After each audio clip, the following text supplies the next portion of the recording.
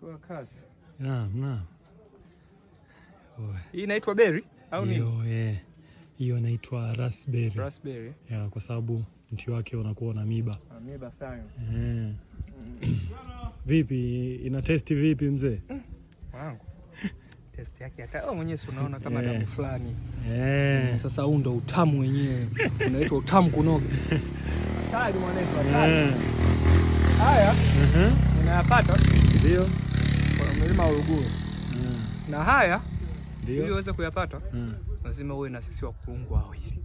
Ndio. Wengine uweze kuyapata. Na mwamba hapo nyuma Kidima, ambayo inapatikana kwa Ubuntu. Ndio. Mmiliki Morningside Morogoro. Ndio. Tukiungana pamoja. Ni baraka tu. Vitu kama hivi. Hatari sana.